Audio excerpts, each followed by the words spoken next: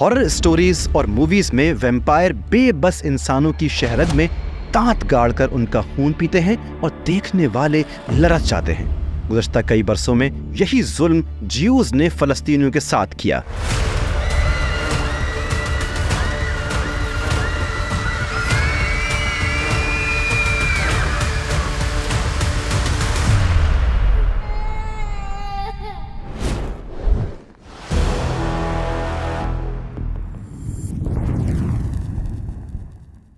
तारीख गवाह है कि बरतानिया, अमेरिका और उनके बगल बच्चा इसराइल ने मुसलमानों, खास तौर पर अरबों को बहुत जख्म दिए हैं, कभी हाथ में खंजर लेकर और कभी आस्तीनों में छुपाकर। इनमें शायद सबसे बड़ा वार अरब मुसलमानों की पीठ में इसराइल का खंजर घोंप कर किया गया। अपनी पिछली एपिसोड का कुछ खुलासा करते हैं, जहां पर हम दुनिया के नक्शे पर बतौर स्टेट इसराइल का धब्बा उभरने से पहले इस मोड़ पर आ चुके थे कि जब अंग्रेजों ने फलस्तीन में अरबों की अक्सरियत पर ज़र्ब लगाने के लिए 12,000 यहूदी काश्तकारों को फलस्तीन के सहरा में लाकर बसाया। ये लोग यूरोप के सर्द और तरक्की याफ्ता मुल्कों से आए हुए थे। उन्हें इस तपते हुए दोज़ख में जीने का रास्ता तलाश करने के लिए अंगूर की काश्त करके शराब साजी शुरू करना पड़ी और आने वाले दिनों में उन्होंने ज़ायनिस्ट तहरीक के बानी थियोडोर हर्ज़ल के उस शैतानी मशवरे पर अमल करने का फैसला कर लिया था कि अपने मकसद को पाने के लिए दौलत, औरत, ज़मीन, रिश्वत, शराब और फहाशी की हर तरकीब आजमाओ। आज की वीडियो में इसराइल के क़याम की संगीन और मुजरिमाना तारीखी कहानी को आगे बढ़ाते हैं। बरतानिया और यहूदियों के नाजायज ताल्लुक से पहले बरतानिया को ना ज़ायनिज़्म से कोई दिलचस्पी थी और ना ही यहूदियों से। 1913 में बरतानवी नायब वज़ीर ख़ारजा सर आर्थर निकलसन ने आलमी ज़ायनिस्ट ऑर्गेनाइजेशन के नुमाइंदों से मिलने से ही इनकार कर दिया था। ज़ायनिस्ट नुमाइंदों ने 1914 में फिर ब्रिटिश अथॉरिटीज से मुलाकात की कोशिश की, लेकिन उस वक्त भी बरतानवी फॉरेन ऑफिस ने उन्हें कोई अहमियत नहीं दी, क्योंकि ज़ायनिस्ट तहरीक बरतानवी ज्यूज में भी पॉपुलर हो ही नहीं पाई थी। 3 लाख यहूदी बरतानिया में आबाद थे, लेकिन मजेदार बात यह है कि उनमें ज़ायनिस्ट मूवमेंट के मेंबर्स की तादाद महज 8,000 से जायद नहीं थी और बरतानिया में भी जर्मनी की तरह यहूदियों से इंतहाई नफरत पाई गई थी। ये नफरत इस कदर शदीद थी कि किसी के वहम गुमान में नहीं था कि कभी ऐसा भी होगा कि बरतानवी हुक्मरान यहूदी तहरीकों की हिमायत करेंगे और उन्हें अपना एक अलग वतन भी बनाकर देंगे। मगर इंटरनेशनल पॉलिटिक्स शतरंज की बिसात है, जिसमें कभी भी कुछ भी हो सकता है। 1917 में जब फर्स्ट वर्ल्ड वॉर चल रही थी, बरतानिया ने रूसी इनकलाब से खौफ महसूस किया तो उसने रूस से निपटने के लिए अनएक्सपेक्टेड ज़ायनिस्ट मूवमेंट को सपोर्ट करने और यहूदियों की सरपरस्ती का फैसला किया। यहूदी भी कम शातिर नहीं थे। उन्होंने बरतानिया को इंसेंटिव दिया, लालच दी कि मिडिल ईस्ट में अगर यहूदी रियासत कायम हो गई तो वो बरतानिया के मफादात का ख्याल रखेंगे, तहफ़्फ़ुज़ करेंगे। बरतानिया ने भी मुस्तकबिल में मिडिल ईस्ट में अपनी चौधराहट कायम करने के लिए यहूदियों के एक अलग वतन को अहमियत देना शुरू कर दी। इस सूरत हाल में 2 नवंबर 1917 को बरतानवी वज़ीर ख़ारजा आर्थर बलफोर ने ऐलान किया कि हुकूमत बरतानिया यहूदियों के लिए फ़लस्तीन की ज़मीन पर उनके अपने वतन के क़याम की हिमायत करती है और इस सिलसिले में वो हर मुमकिन कोशिश करेगी। कहने को तो ये 67 अल्फाज का एक पैराग्राफ था, लेकिन इसका मतलब बरतानवी हुकूमत की तरफ से इसराइल के क़याम का ऐलान था, जो कि ऐलान बेलफोर कहलाया गया।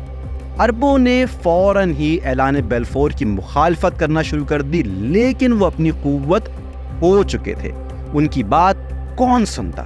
पर यह मामला बहुत संगीन हो चुका था, क्योंकि बरतानिया की वॉर कैबिनेट में भी इस ऐलान पर एतराज़ात उठना शुरू हो गए थे। इसके बावजूद बरतानवी हुकूमत ने ये ऐलान जारी रखा। बालफोर के ऐलान पर अमल करने के लिए कोशिशें करना शुरू कर दी गई थी कि मगरबी यूरोप में यहूदियों की एक और बड़ी साजिश पकड़ी गई। वो एक खुफिया डॉक्यूमेंट था जिसने सारे यूरोप को हिला कर रख दिया। ज़ारे रूस की लाइब्रेरी से मिलने वाली इस किताब में यहूदियों के वो सारे मंसूबे दर्ज थे जो उन्होंने अपने दुनिया को गुलाम बनाने के लिए तैयार किए थे।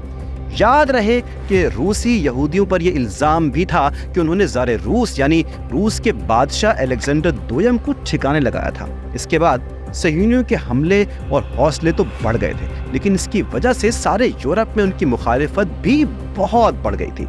ایسے میں ویانا کے یہودی صحافی تھیوڈور ہرزل نے سیاسی زائنزم کا میدان سجا لیا تھا۔ اس نے کہا تھا کہ یہودی اپنے مذہب کی وجہ سے ایک الگ قوم ہے، چاہے کوئی بھی زبان بولتے ہوں۔ صدیوں سے ان پر جاری ظلم و ستم سے بچنے کا واحد حل ان کے لیے ایک الگ ملک کا قیام ہے۔ زائونسٹ تحریک کے رہنماؤں نے یہودیوں کے وطن کی زمین کے لیے یوگینڈا اور یمن کے سوکوترا جزیرے سمیت مختلف ملکوں کا دورہ کیا، لیکن تاریخی اور مذہبی اہمیت کی وجہ سے فلسطین کی مقدس سرزمین ان کی ترجیح بن گئی۔ چنانچہ باسلے کانفرنس میں تھیوڈور ہرزل کی نگرانی میں ایک مسودہ یا یوں کہیے کہ ایک پروٹوکول تیار کیا گیا۔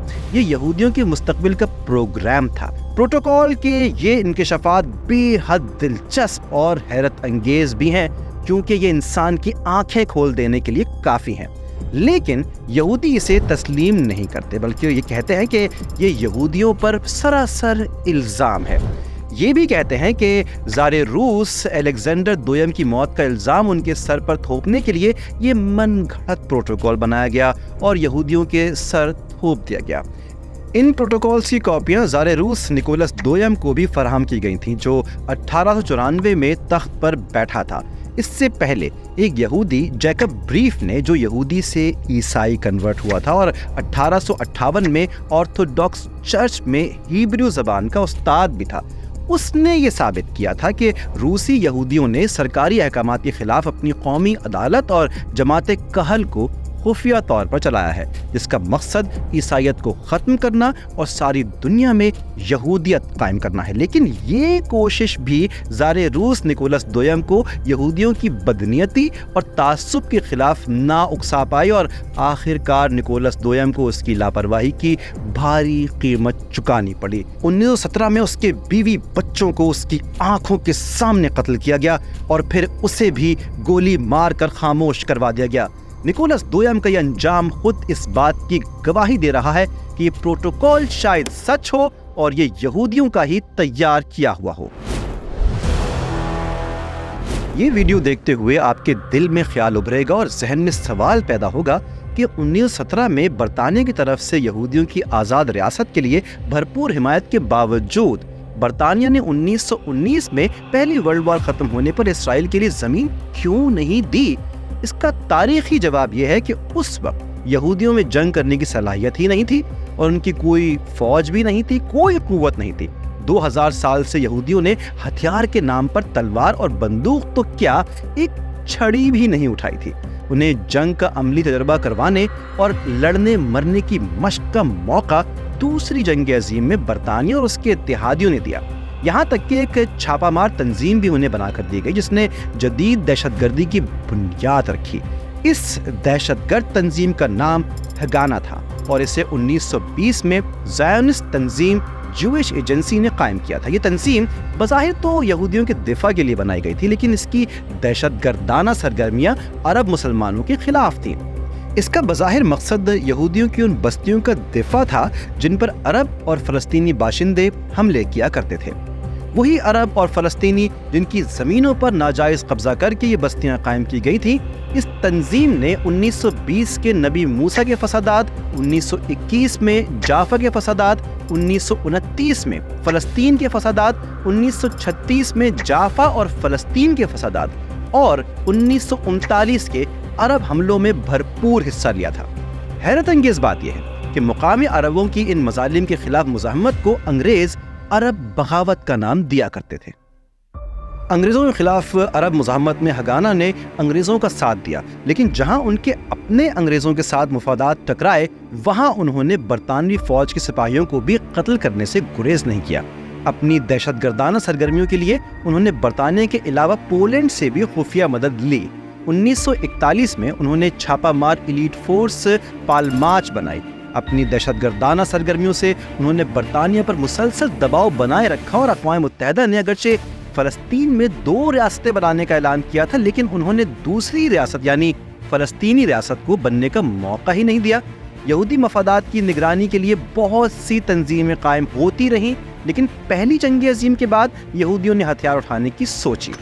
یہ 2000 سال میں پہلی بار ہوا تھا کہ وہ ہتھیار اٹھانا شروع ہو گئے تھے۔ اس سے قبل ان کی سیاست صرف سازشوں پر ہی محدود تھی، جس کے نتیجے میں ان کے لوگوں کو موت یا پھر جلا وطنی کا سامنا کرنا پڑتا تھا۔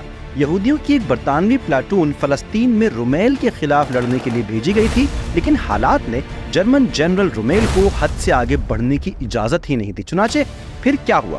اس پلاٹون کو اٹلی کے محاذ پر روانہ کیا گیا۔ یہیں انہیں دشمنوں کی صفوں میں بارودی سرنگیں بچھانے، گوریلا جنگ لڑنے کے ساتھ ساتھ دو بدو جنگ کا بھی ایکسپیرینس ہوا۔ اس سے پہلے 2000 برس سے ہر تلوار اور ہر نیزہ اور ہر تیر اور آخر میں ہر بندوق کا رخ انہی کی جانب رہا تھا۔ اب انگریز کی سیاست نے انہیں جنگجو بنا کر اپنا اسلحہ مہیا کر کے اقتدار اور حکومت دے کر انہیں اربوں کے سینے چھلنی کرنے کے لیے تیار کر دیا تھا۔ ان کے علاوہ وہ امریکی یہودی بھی تھے جنہیں زمین، سمندر اور ہوا میں لڑنے کا ایکسپیرینس حاصل تھا، اور جو فلسطین میں قابض یہودیوں کو ریگستانوں، پہاڑوں اور میدانوں میں لڑنے کا ایکسپیرینس دیا کرتے تھے۔ جب فلسطین پر برطانیہ نے قبضہ کیا، اس وقت فلسطین میں 7 لاکھ عرب تھے، 85,000 یہودی اور بہت ہی کم تعداد میں عیسائی بھی تھے، جن کے خاندان صدیوں سے اس زمین پر آباد تھے۔ اس وقت یہودی آبادی یروشلم اور صفد تک محدود تھی اور ان کی توجہ شہروں میں تجارت پر تھی، جبکہ عرب کھیتی باڑی کرتے تھے۔ جب پہلی جنگ عظیم کے بعد ورسائے معاہدے کے بعد برطانوی اور فرانسیسی حکومتوں نے فلسطین کو آپس میں بانٹ لیا، برطانوی افواج نے فلسطین پر حملہ کر کے اس پر قبضہ کر لیا اور عربوں نے انہیں ترکوں سے نجات دلانے والے فرشتے سمجھ لیا تھا، جبکہ برطانوی حکومت خاموشی کے ساتھ اسرائیل کے قیام کے لیے کام جاری رکھے ہوئے تھی۔ برطانوی سازش کے نتیجے میں ہی مشرق وسطی کے جغرافیے میں تبدیلی آنا شروع ہوئی۔ فلسطین میں زمین رکھنے والے جو لوگ دمشق اور بیروت میں جلا وطنی کی زندگی گزار رہے تھے، انہوں نے اپنی زمین برطانیہ کے دباؤ میں آ کر یہودیوں کو فروخت کر دی۔ اس کے نتیجے میں بہت سے فلسطینی مزدور بے روزگار ہوئے اور ان کو انگریزوں نے اپنے گھروں سے بے دخل کر دیا، اور یہ لوگ دیگر عرب ملکوں میں پناہ لینے پر مجبور ہو گئے، جبکہ تل ابیب اور دیگر علاقوں میں مشرقی یورپی ممالک سے یہودی لا کر بسائے جا رہے تھے۔ 1930 کی دہائی میں جرمنی میں نازی حکومت کے اقتدار میں آتے ہی فلسطین میں یہودی پناہ گزینوں کی تعداد میں غیر معمولی اضافہ ہوا۔